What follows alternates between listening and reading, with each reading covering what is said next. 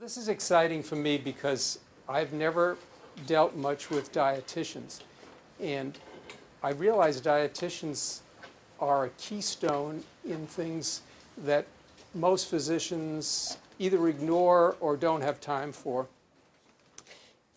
And when I retired and I started reading all different parts of medicine I knew nothing about before, it became obvious, to me at least, that nutrition, what dietitians do, is the keystone to medicine. It's really by far the most important thing.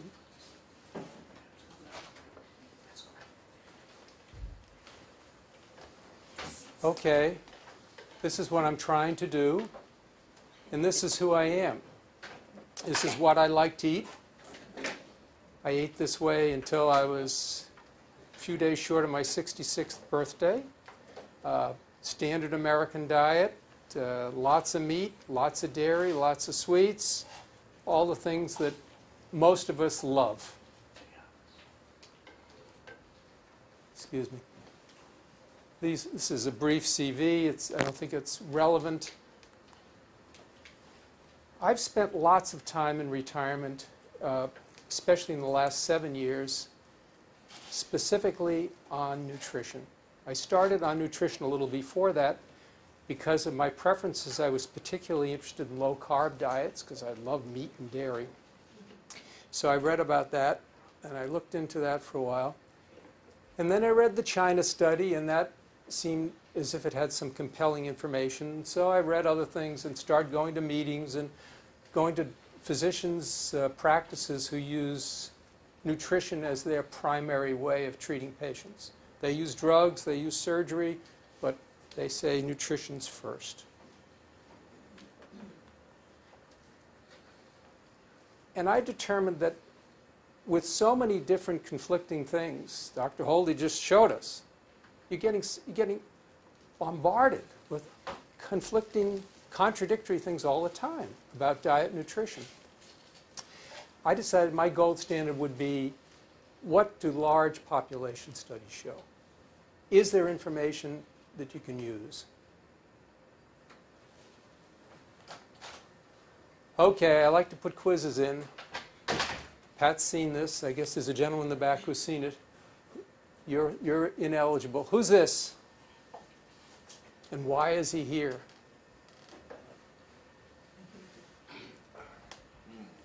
Okay, there's a hint. The hint is the lion in the background. Who do you associate with a lion? Some historical figure that you would associate with a lion. King Richard, there you go, lion. It's Daniel. Daniel from the Bible. Well, it turns out that when Daniel was taken into slavery to Babylon from Israel, he didn't like the food, and he said to the people, he said, I want to run a test. He invented the controlled study 2,600 years ago. I want to run a test. You give me and my friends vegetables and water to eat. And the rest of your workers, same age, doing the same work, you let them eat what you're normally feeding people, the standard Babylonian diet. And you watch and see what happens. And they were very interested, including Nebuchadnezzar, the head man, was very interested in this. Sure, let's try this.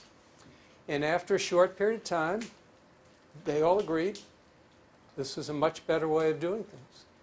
They were better workers, they were healthier, that it was a much more effective way of running your life.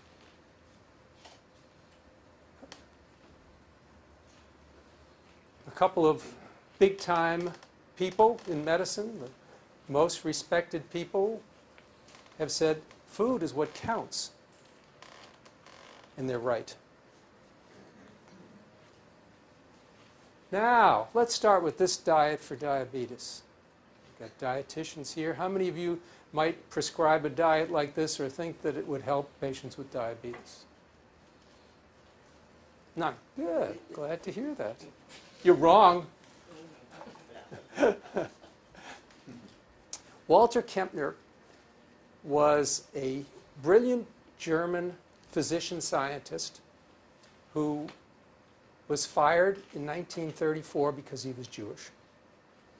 And Duke University, which had recently started a medical school, immediately offered him a full-time faculty job, good salary, laboratory. He could do whatever he wanted, and they'd fund his research. He said, seems like a good deal, even though he was only in his early to mid-30s. So he came to the United States, and after 5 years there, he said, I think I can help the patients who are hopeless, who have malignant hypertension and far advanced renal failure, the ones who are going to die for sure in a few months to a year. Since there were no drugs or procedures for any of these people, this was readily agreed on. He could have all these patients he wanted. And he started treating them with exactly the diet I just showed you. It's called the Kempner rice diet, well, the Duke rice diet. And most of his patients did very well. Many of them lived for decades. These were patients that were 100% incurable, going to die soon.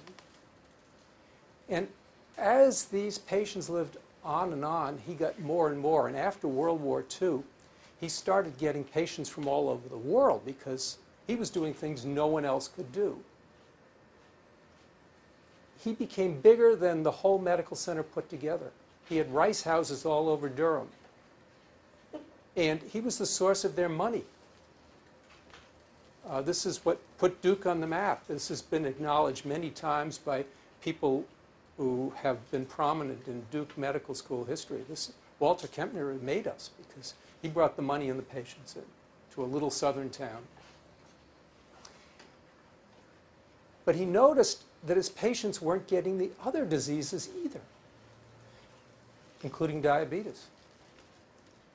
And the ones who already had diabetes were doing very well on this diet.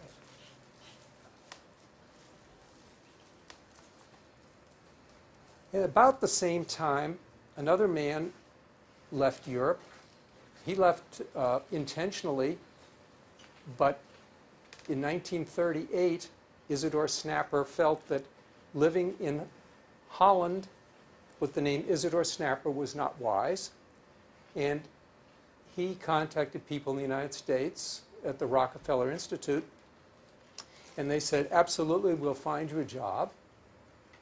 And he was a very outstanding man. He was the youngest professor of medicine ever in Amsterdam, and big-time researcher, clinician internationally. They said, how would you like to be chief of medicine at Peiping?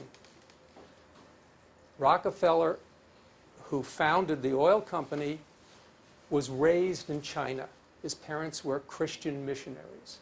So when he became very wealthy, one of the things he did was to put money back into projects in China, including a hospital and a medical school in Peiping, now Beijing.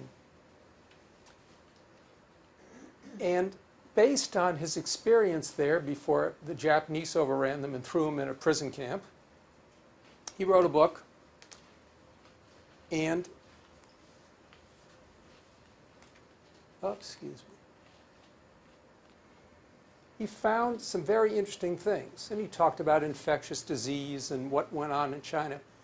But one of his observations was about chronic diseases and particularly diabetes.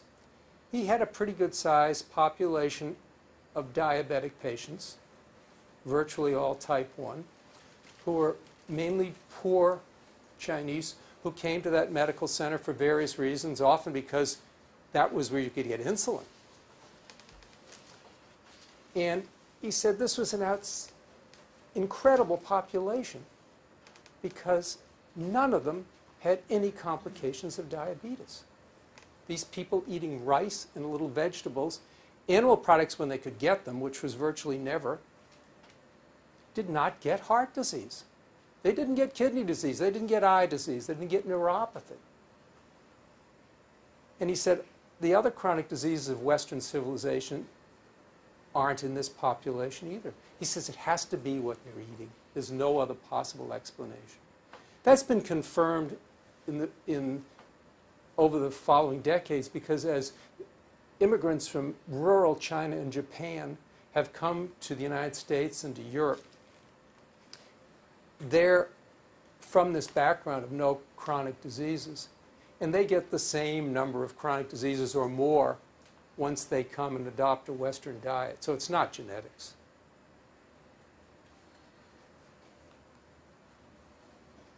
Roy Swank was a little younger than these gentlemen. He was a neurologist based at Harvard, recruited by the government to do research during World War II. And his research was population-based in Europe. And what he found was that, and other people found the same thing, that in areas of severe deprivation, where people were just living off the land and all the animal products were taken by the Nazis. That went to the troops. But the people who were left behind in these countries were getting much less of most chronic diseases. Heart attacks plummeted. Diabetes plummeted. Multiple sclerosis plummeted. Not a disease we normally think of as being a dietary disease. After the war, he'd start to do some research, and he looked at several countries, and one he looked at was Norway. And this is the incidence in different provinces in Norway of multiple sclerosis.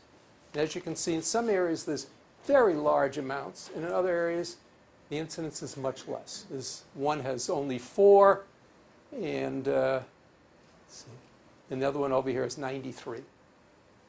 It's a pretty big difference, because this is homogeneous population. And it confirmed what he thought he was going to find. He found the same thing in Japan and in Switzerland, by the way. These are the areas where the people eat a lot of animal products, especially dairy. They have lots of MS. As you get coastal and around Oslo, which is that small pocket at the bottom right, people were eating more vegetables and more fish, and they had much lower rates.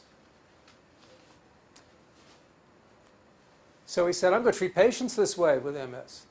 And he put them on a plant-based diet. And he's, over his career, had over 5,000 patients. Largest study on MS ever by one person, one group. His results are by far the best ever in MS. And yet, almost all people treating MS, neurologists treating MS now, emphasize drug therapy and either ignore this or put it on a back burner. There is nothing better to try in MS than this diet. I mean, absolutely confirmed. His work was published in Lancet, British Medical Journal, Journal of Neurology. I mean, he was a top-notch rated scientist, as were the other people I've already described. So this is not fringe people doing work that was not accepted at the time. But this is lost. Now we're into all these drugs and procedures.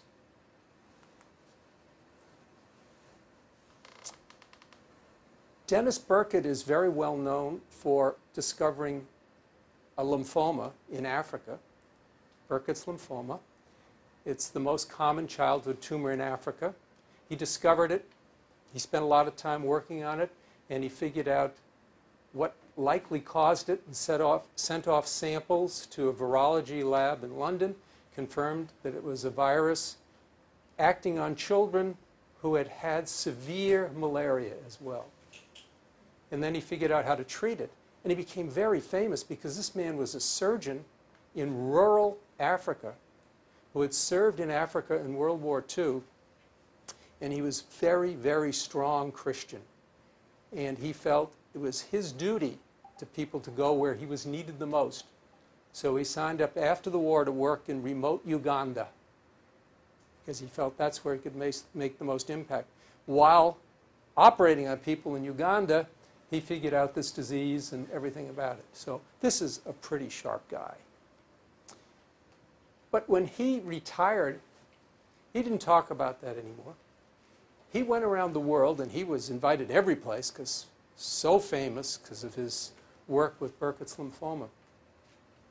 And what he talked about is this. This is a copy of one of his slides. He said, if you have patients who produce big piles of poop you need a small hospital. And if your patients don't produce a lot of poop, you need a big hospital.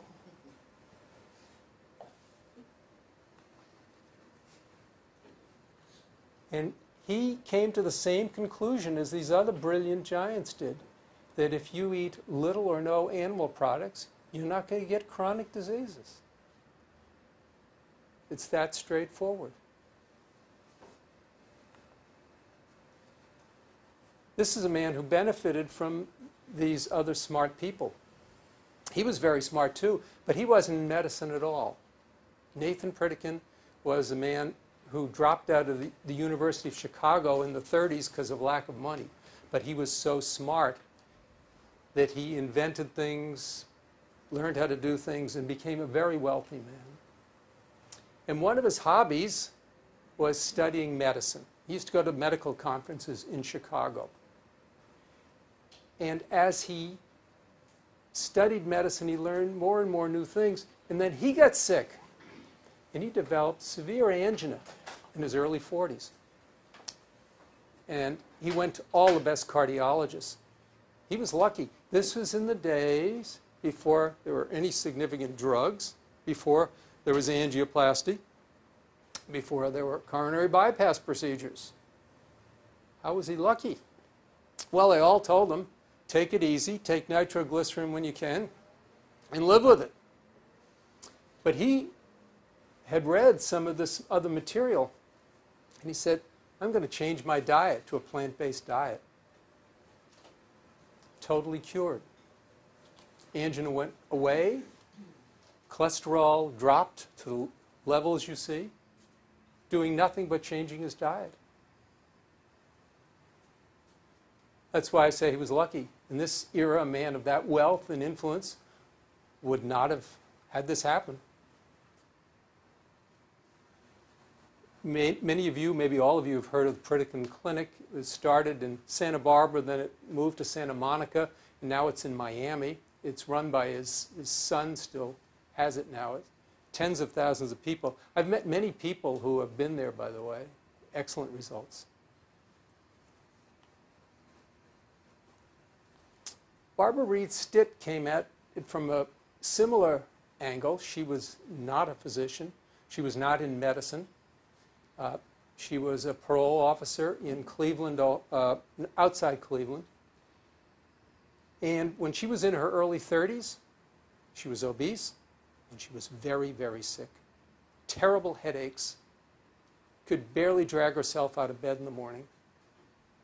Came across that this has to be what you're eating. Changed her own diet and got completely better. Felt wonderful. And she started telling her parolees, you can change your life by changing your diet.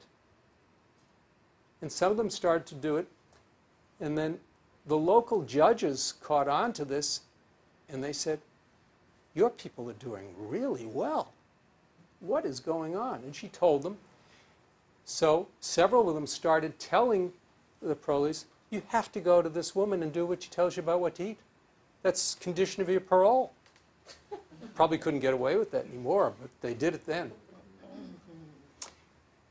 And so when the state of Ohio started tabulating records, which they did for every area, her records stood out pretty well because she had 89% of her people not come back into the system.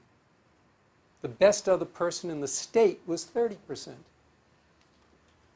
Later on, when she retired, she worked with high school students and with addicts and had excellent results in these populations as well. So nutrition not only prevents and treats chronic disease, it also controls behavior in many people.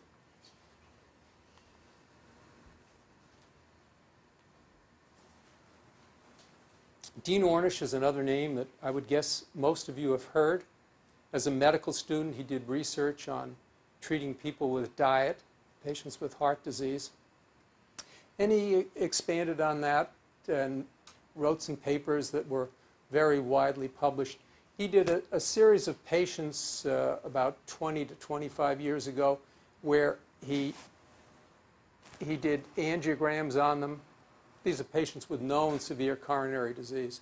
Treated them with diet, exercise, meditation, followed them, and 90% of them, or maybe it was more, showed significant improvement on their angiogram, and they all improved clinically based on a lifestyle change.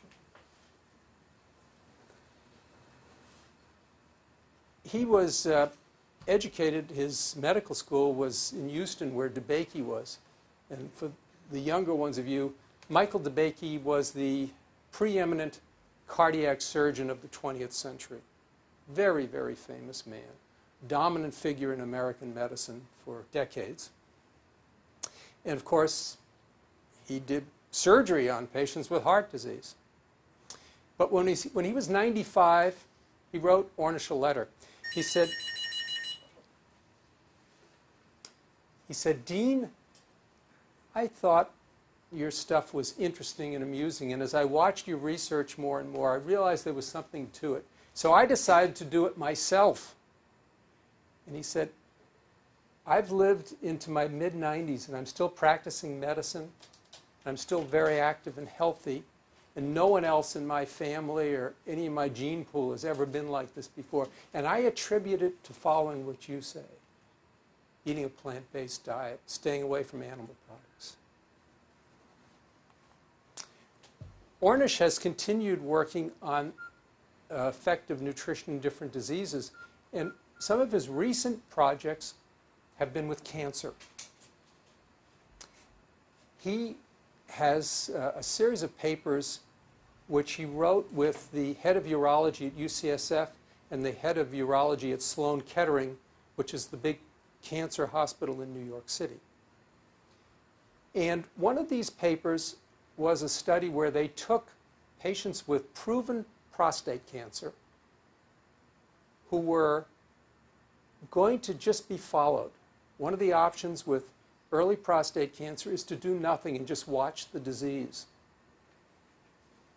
And so they did a controlled study where they put some of these people randomly into a program where they had this healthy diet, this plant-based, low-fat diet. And they followed serial biopsies of the prostate gland. It turns out that you can measure RNA, which is what the genes, the DNA, are producing in the cells to go out and tell the body what to do. So the messenger RNA is coming out from your genes. And you can measure certain cancer genes this way. And with prostate cancer, this has been very well worked out, also with breast and other. So there's a whole pool of genes that you can follow like this. And you can stain for them. So they've stained for them. And on the left, you'll see, this lighting isn't wonderful for this, but there's a moderate amount of red on the left half, and that's a pre-intervention biopsy. After 3 months of a plant-based diet, the biopsy is repeated, and the red is almost all gone, and there's a lot more green.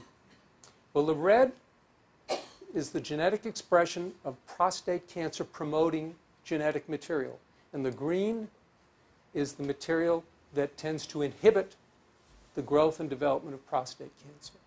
So this is what happens with 3 months on diet in patients with known cancer.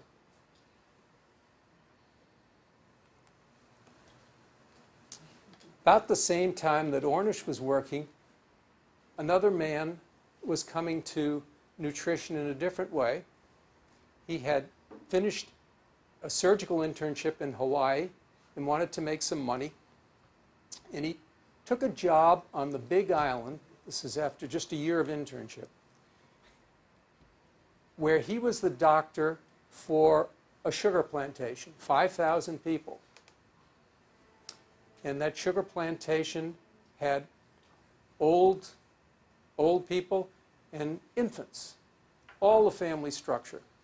And they were Filipino and Japanese, and then scattered other, mainly Asian groups who had immigrated and were willing to work hard for not much money in Hawaii. And he was shocked. He said, what I found was impossible because I had a controlled situation. I had the same gene pool. I had the same environment for toxins and weed killers and whatever else they were using, in the same climate, same water source. And the old people were really healthy. They were surfing. And the young people were fat and sick, and they were the ones coming to see me all the time. And the middle-aged people were sort of in between. And he said, it didn't make any sense until one of my chess playing partners said, have you looked at what they eat? And sure enough, the old people had stayed to the old diets they were used to, rice, some veggies, a little bit of animal products, what they grew up on. And the young people were eating worse than a standard American diet. The standard Hawaiian diet is worse. Their foods are extremely fatty, the worst quality of animal product foods. He said this was such a remarkable thing that he developed his career and his practice around that.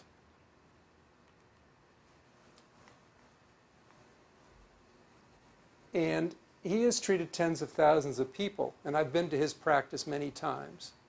It is amazing what these patients, he's now a board-certified internist. He uses drugs.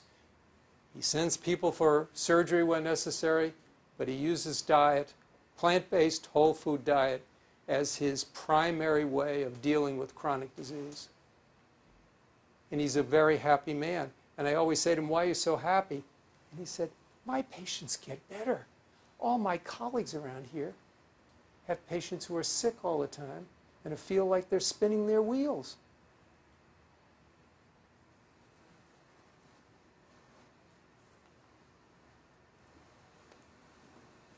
This is another lucky man. Remember I said how Pritikin was lucky that he came along before the surgery and the angioplasty? Well, this is a man who in the angiograms, or a man who in his mid-40s was a very active surgeon at the Cleveland Clinic.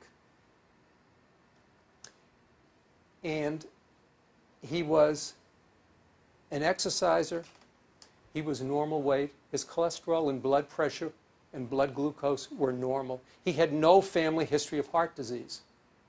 So when he got some chest pain, he attributed it to indigestion. No, he was wrong. He was so wrong that it got worse over several weeks, and he dropped dead while writing post-op notes. Now, he was a lucky man in that he dropped dead with all the other physicians around him, so he was revived. He was wheeled to the ICU. He arrested twice more and came back. And then they worked him up, and this was, the panel A was his arteriographic finding. This is the distal left anterior descending coronary artery. And I'll tell you that most patients don't get this dramatic an angiographic change in 2.5 years. But 2.5 years later, this is what he looks like. Now, this is not surgical. This is not angioplasty, because the cardiologists at this Mecca, the surgeons at this Mecca said, we can't touch you. Your lesion is too distal. It's beyond our ability to treat. Go home and live with it. Well, living it was incapacitating angina, no work, no exercise in this man whose whole life revolved around it. Fortunately for him, in the same hospital was a physician called Esselstyn, who treated patients with diet for coronary disease. So he was like Pritikin. He was lucky, because with diet, this hopeless patient was totally cured clinically in a very short period of time. He became asymptomatic. He went back to work. He resumed his normal exercising. And 2.5 years later, his artery is clear. This is a stringent, whole food, plant-based diet with no added oil. But that's what it can do. Now, these angiographic changes are more remarkable than most. Most people don't resolve that much, but almost all of them do as well clinically. Esselstyn is a man in his early 80s. He still is practicing medicine, treating patients with heart disease, but that's not how he started. He was a general surgeon. He was an endocrinologic surgeon. He was appointed head of the breast clinic task force at the Cleveland Clinic. And he was an industrious man, and he started researching it. And he quickly realized that breast cancer was a nutritional disease. He said, no one ever talks about this. But he said it was so obvious from the information. But it was a nutritional disease that developed over decades and that was best prevented by intervention in childhood, adolescence. But as he did more research into this, he said, but I think with heart disease, you don't even need to, you can do it late in life, even when you have the disease. And the Cleveland Clinic, as many of you may know, is this huge cardiovascular center. If not the biggest in the world, certainly one of them.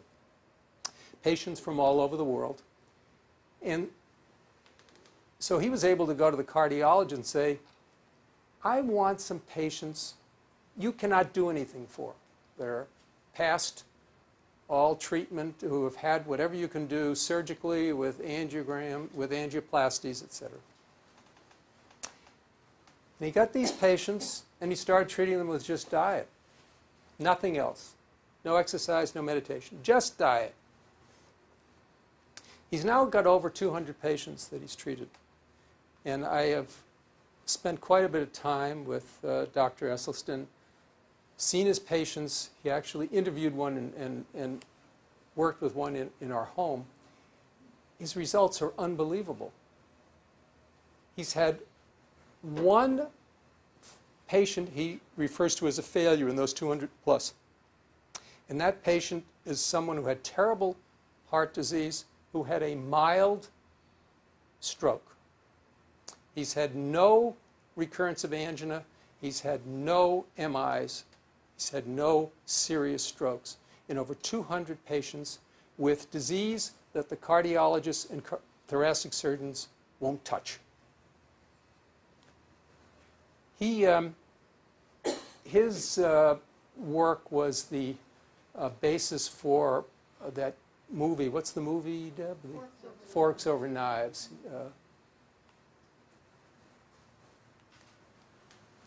The other person featured in Forks Over Knives is Colin Campbell, who wrote the China study. I was first very taken with this approach to diet and nutrition when I read the China study. And Campbell is a man who has done nutritional biochemistry all his life. Very, very famous on all the international committees. One of the really important figures in that field. Raised on a dairy farm, believed meat and dairy were very good for you. And as he did more and more research, he began to suspect that maybe he was wrong. And that finally culminated in China. The Chinese government accrued an enormous amount of data. And he and several other people, including a medical epidemiologist from Oxford, went over there and set up a study taking all this data and then looking at blood samples and other information from patients in areas all around China. By far the largest epidemiologic study on nutrition ever done. The New York Times referred to it as the Grand Prix of nutritional studies. And he said it was very striking that you could look at different pockets of the country, at how they ate, and predict what chronic disease they were going to have. And he said, in the areas where the patients were still mainly or entirely like the patients coming to the diabetes clinic that Snapper found 60, 70 years earlier, he said those patients had no chronic diseases. And that includes cancer. Cancer was very rare in these people. And he said it was so overwhelming, it was just uniform. Every aspect of it he looked at, he said it was so clear-cut that he himself and his family changed. And ever since, he's been telling people that this is the key to health. And that's why I am so happy to have dietitians, because I know dietitians are not held in the respect they should be. I know many physicians ignore nutrition. They sort of shunt people off. Oh yes, go see a dietitian. But you have such power. And I don't believe that what most dietitians are taught, or what I've learned they've been taught, which is a balanced diet, is correct. I think if you're dealing with established chronic disease, you need a whole food plant-based diet. And that you're going to have remarkable results if you do. A story from town. The brother of a friend of ours, who's also our Pilates instructor, has been, the Pilates instructor has been inundated for years with our stories of how important diet nutrition is. And he himself is a believer. And his brother, when he was in his mid-50s, developed diabetes. And he'd been telling his brother some of this. But his brother was at Kaiser, and his brother went to see a physician there. And the physician said, well, I'm going to do this and that for you, and we'll put you on this drug and that drug, and go see a dietitian. Usual thing, right? And he runs into a dietitian who had learned that whole food, plant-based diets were the best way to go for, certainly for diabetes, and for most chronic diseases. And she told him this, and he was prepared from his brother. He said, okay, I'll do it. And he did do it. And he came back in 3 months. And by then, he'd lost about 25 pounds. And his cholesterol had gone from moderately to severely elevated to normal. And his blood sugar was normal. And his physician looked at him. He said, what's going on? And he said, well, I went to this dietitian, as you told me, and she told me what to eat, and I did it. And the physician looked at him and said, you mean diet can do that? You laugh, but it's sad, isn't it?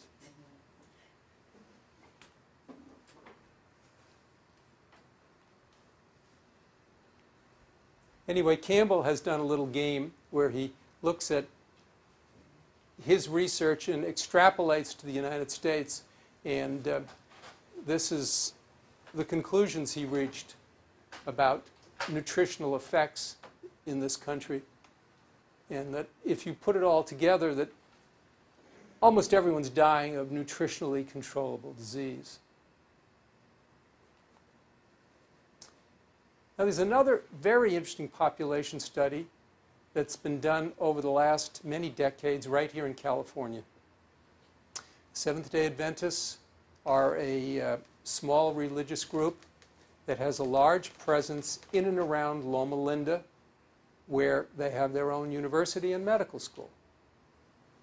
And part of the teachings of the Adventist faith down from their founder was that you should not eat, you should be vegetarian. She didn't say vegan, vegetarian, that this is best thing, and it was for health, because part of being a good, moral, religious person was to have the best possible health. And to do that, you should not eat meat or fish. And because of that, many Adventists are vegetarian, and a smaller number, but still quite a large number, are totally plant-based. They eat no dairy either. And then there's another significant group, half or maybe even more of Adventists who do eat animal products in varying degrees. And because of this population here in California, they have been studied, enormously. Thousands of papers written on the epidemiology of what's going on with Adventist health. And it's very clear that the less animal products you eat, the healthier you are and the longer you live. And I include healthier and I include low end-of-life morbidity because that's what I hear from people. Well, I don't really care about dying a few years early. I just don't want to be miserable. Well, that's part of the dying early, that with the standard American diet and modifications of it, there's a good chance you're going to be miserable. You're not going to drop dead of a heart attack or a stroke at 83, having had perfect health for the prior 8 decades. Isn't going to happen unless you're one of the extremely lucky. Most people are going to suffer like hell because of the chronic diseases that will lead up to your early death. I don't really have time to go into all these. I will tell you the first one, excellent control of weight and blood sugar if you will follow these diets. The big study, there aren't a lot of long-term population studies. Meta-analysis of the ones that have been done over the last several decades on total show 5 to 10% increased mortality in patients on low-carb diets. I'm not comparing them to plant-based eaters. I'm comparing them to standard diet people.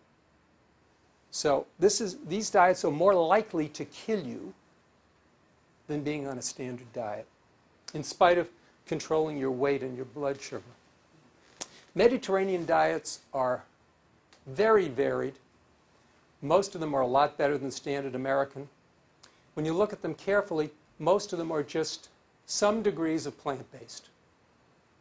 And the ones that are more plant-based are the better ones. Portion control diets, which is what I think most dietitians have thought, don't work for most people. Most people don't control portions well. They will try it, they will have good intentions for a while, and they will give up. With plant-based whole food diets, you can eat all you want. You can eat till you're full. And in the studies, and there's a terrific NIH study in this book, Barnard and his colleagues were funded by the NIH to compare a whole food plant-based, no added oil diet to the American Diabetic Association diet. And they found that the results for weight, blood sugar control, cholesterol were much better with the plant-based diet, even though the patients were eating all they wanted, no portion control. And furthermore, the patients preferred this diet to the portion control diets. And most of them, with time, adapted well. Your tastes change. You get used to things. Right now, we're used to standard American. Me, as I showed you with the cartoon at the beginning. I like that. My friends eat that way. The food's tasty. But when you change your tastes change. Okay, another quiz. Everybody was falling asleep. Who is this couple? Who are these people? I love the farm sanctuary. Okay, good. Who are the people, though? Oh, nobody knows. Why am I showing these people here? Besides to wake you up. Okay, the gentleman is Dennis Kucinich, who until recently was the most liberal member of Congress. And the lady next to him is his wife. And the reason I'm showing is that a little over 20 years ago, Mr. Kucinich was told, "You're in misery all the time with your Crohn's disease, aren't you?" He said, "I sure am. I've had this for decades, and it is terrible." "Why don't you change your diet? Go on a plant-based diet." He said, "I'll do anything." And he did, and he's never had a problem since. Now, that sounds apocryphal. If you look at the websites discussing this, they say, well, diet can help a little in inflammatory bowel disease, but it's not that big a deal. I can tell you, I know 2 people here in town, one directly and one indirectly, who have done this at my suggestion, totally cured after decades. These are people in their 70s of this. I have met dozens of these people at meetings and conferences. Not everybody with inflammatory bowel disease is cured with this, but I'll tell you, a very high percentage are. And I have no clue except that there's no money in this, you know. None of this research gets done.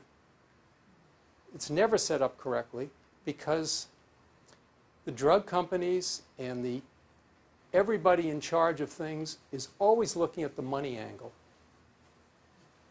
Anyway, he was cured, and he met her because of it, because she had a similar story. Her story was not that she had Crohn's disease, her mother did.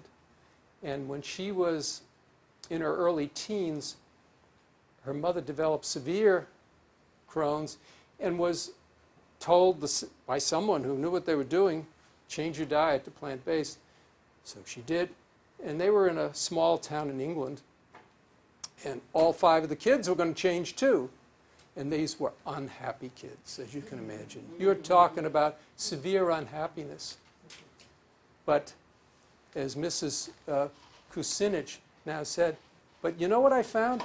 I found that I went from being a fat, pimply redhead to being a sleek redhead with good complexion that the boys were now interested in. And it had to be what I was eating.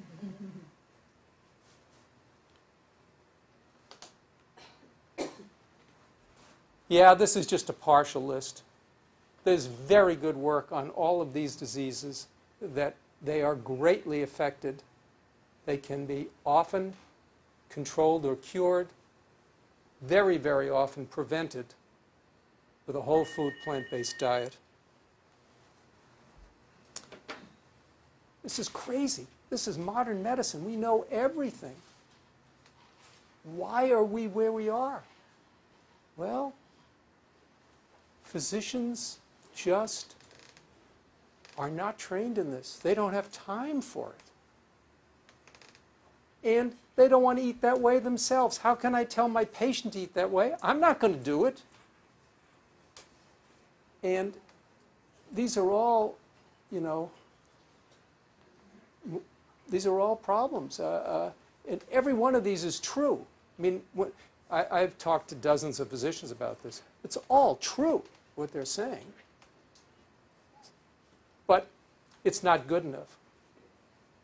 Patients deserve to know this. They deserve to have the support, if not from the physician, from a first-rate dietitian who's going to hold their hand and get them through this, who's going to network them with people and organizations, because this is in some ways like AA or NA. You need a support system. Very few people are going to do this on their own. Often a couple can do this.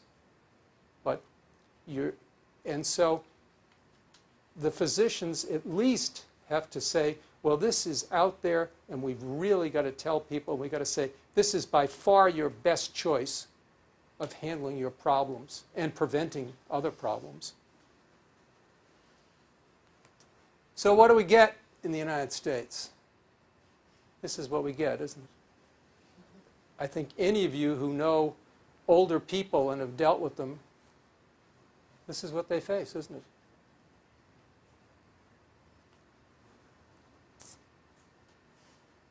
Fascinating man, best-selling author of the 20th century, physician, baby and child care, infant and child care, whatever it is, baby and child care. And he was a very vigorous, healthy guy, and then he crashed when he was in his mid to late 80s. He got very, very sick. He went to all the best physicians. They all said, "You're an old man, you're dying, Ben."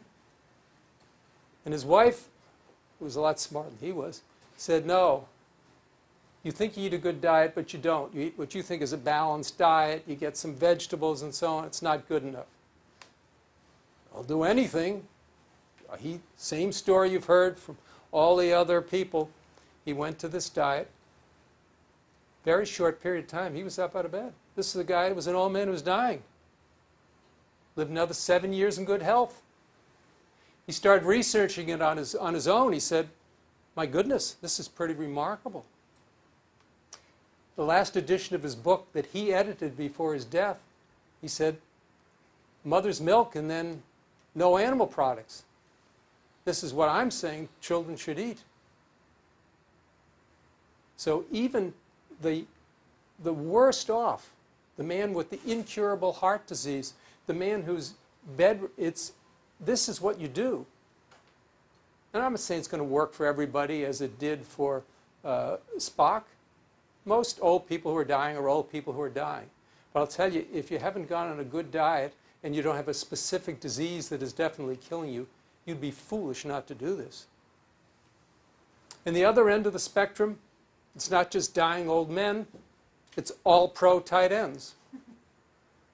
Tony Gonzalez, hitting the period of his career where he is starting to go down, read the China study, started eating plant-based, and this is his quote. He said, "Why doesn't everyone eat this way?" Come back to Burkitt as we're concluding. And Burkitt, with his talks, had a slide similar to this. And he said, medicine's very interesting. He said, these are the doctors, and they really work hard, and they're well-intentioned people, and they are cleaning this floor up as well as they can. Of course, this was a talk that was done in the 60s and 70s and wouldn't be applicable now to doctors. Doctors now would have power vacs doing this. He said, when are the doctors going to figure out to turn the spigots off? We come back to medical education because this is one of the big roots of the reason why the top of the chain, the physicians, aren't in on this. The people training them, in charge of the medical schools, in charge of the residencies, have no knowledge of this material. They are specialized in a certain area of research. They are wheeler dealers, if they've gotten to be the bosses. And wheeler dealers are very good with money. This is how the medical establishment works. And the way you get money in is you get grants and you get money from sources that are using what you're doing to make them money. And so the people in medical school and residency don't learn any of this important material. Even though the people I've talked to you about were the most prominent, brilliant physicians of decades ago and did impeccable work. Docs don't know it. I was lucky. I'm done. I've got no problems. This is what physicians believe. This is what they're taught. And it's wrong. And I hope that all of you will be energized by this to realize that as dietitians, you really are the linchpins of this. And if you can go into this wholehearted and really get people to eat plant-based diets, your patients, many of them have terrible chronic diseases, I know that, you're going to cure a lot of patients. You are going to be the happiest dietitian in Sharp Hospital as these patients come back to you, if you can follow some of them. They're going to get better. The bottom line, you really can change your taste. Even if you're someone, as I, who loved that kind of food, who was used to eating that way with their family and friends, who liked to go out and, eat nachos with lots of cheese and then next night go out and have a steak. You can change those habits. You can still enjoy food. It is not an impossible task.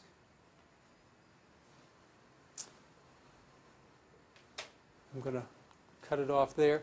This is my email. I love to have dialogue with people. I love to answer questions. If you want sources, you want references, I have huge lists of references on this and other material. I have other things, so please. I'm just about out of time. We're out of time.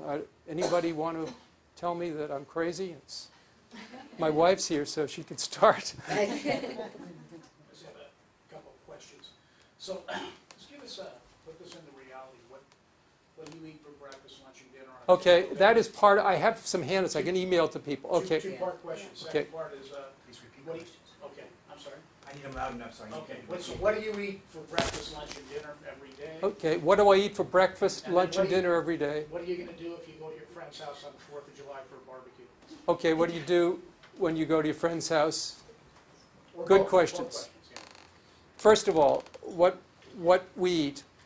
Typical breakfast would be a very healthy cold cereal or oatmeal with fruit, nuts, seeds, some whole wheat toast with some hummus on it, or a smoothie made with vegetables and fruits, lots of green vegetables, lots of fruits. We also have a fabulous recipe for pancakes, where the main ingredient in the pancakes is oatmeal, and the second main ingredient is beans. And everybody I've given this to say these are as good or better as any pancakes I've ever had. Without syrup.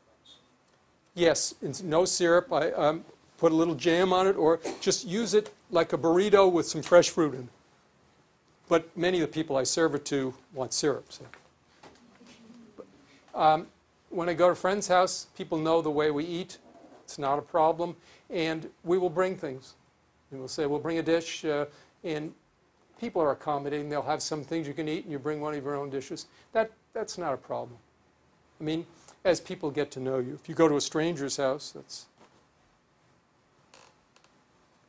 Excuse me, this lady had asked for... Just any comments on organic versus inorganic? Yeah, that's a good genetically question. modified? Organic is certainly better, and you hope to get good organic, because now there's a question that some organic farms become factory farms, and maybe they're not that good. But you want plants, and if you can't get organic, you eat non-organic. And if you can't afford organic, you eat non-organic. GMO is an interesting problem. I think it's unresolved. I go out of my way to eat non-GMO because I think there are certainly significant questions there. But I don't think that I know the answer to that. How do you feel about whey-based protein? I don't think any animal protein is good for you. Whey is certainly much better than the casein, which is the main milk protein. But the more animal protein promotes tumor growth. And all the studies that are done showing work with animal proteins show that it has a net bad effect on health. Now, I know the low-carb people don't buy this, but boy, there's been a lot of work done on this. And I think if I were going to have a protein, it would probably be whey, but you don't need it. There is more than enough protein in vegetables, particularly if you have some beans with them. I mean, that is absolutely proven. The American Dietetic Association agrees with this 100%. They say you do not need, you can eat an all plant-based diet and not worry about protein quantity. The advantage of increased protein is increased growth. And the reason why we have so many huge football and basketball players and huge people is because of animal protein. There's no doubt if you have a child and you want him to play in the NFL as a lineman, you better give him a lot of animal protein. It's not good for them. And if you're a bodybuilder, I met and read about bodybuilders who are plant-based, but it's much easier with animal protein. It definitely puts muscle on faster, but it's not good for you, in my opinion. Is it just all animal-based protein, or is That's salmon is, or fish? I think from the studies I've seen, all animal-based protein is bad for you, and the idea that salmon or other fish is good for you is wrong. As much as I love fish, and I will once every month or so share a piece of fish with my wife just for the taste and everything. I don't think it's good for you. I think that's a myth.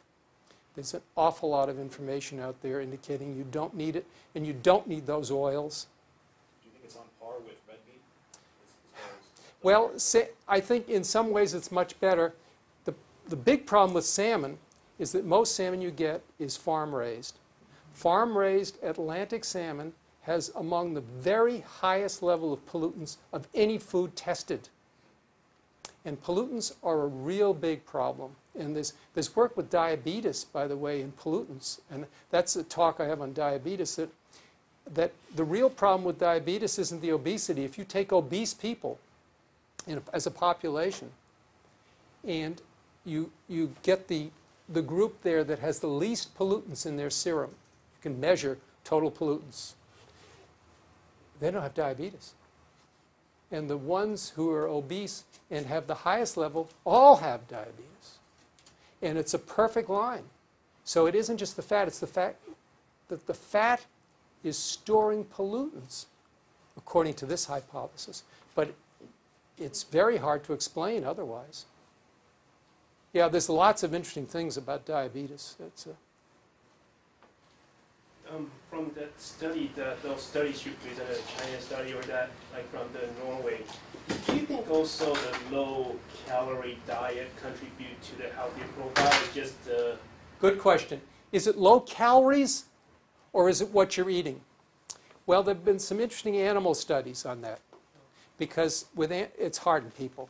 Low-calorie studies in people that are long-term or non-existent.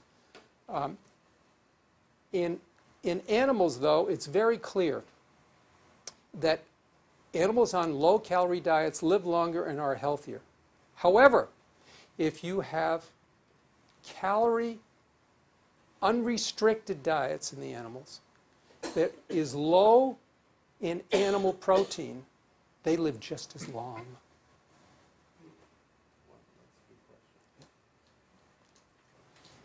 And how much can exercise or fitness offset this? So for example, a very fit person that eats a animal-based diet versus an unfit person who eats a plant-based diet, who's going to be the winner?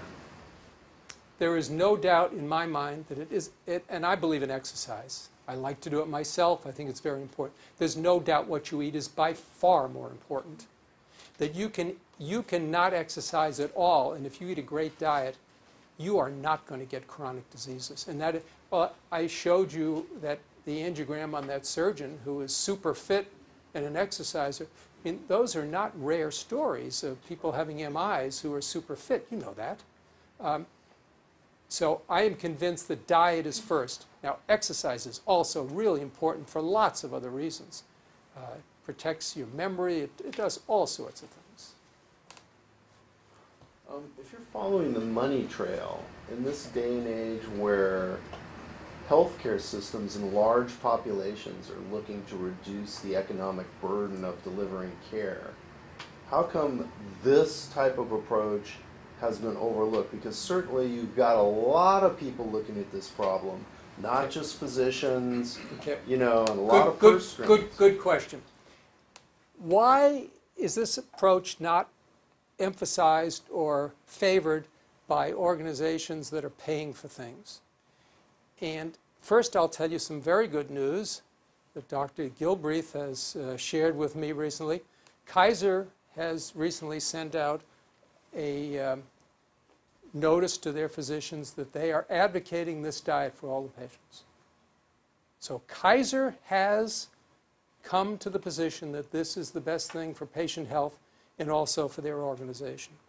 But let me tell you an insurance company story, which was very interesting. McDougall worked for some insurance companies. I referred to him. He was the man who did the Hawaiian work. And they did a study with his diet and other people. People in his diet used much less insurance and were healthier. They did this in Minneapolis. And So he called them up and he said, what are you going to do with this information? This is exciting. And they said, we're not going to pursue it. And he couldn't get anything out of them. And finally, one of the vice presidents took him aside and he said, I got to tell you something. You don't understand how the healthcare system works and how the insurance business works. We get a certain add-on. The higher our premiums are and the more healthcare costs, the more money we make. It's not in our interest at all to reduce healthcare costs. And unfortunately, that's true with most medical centers. Kaiser's an exception. And I think they're doing this. Good question. So it's money, again, it is the money.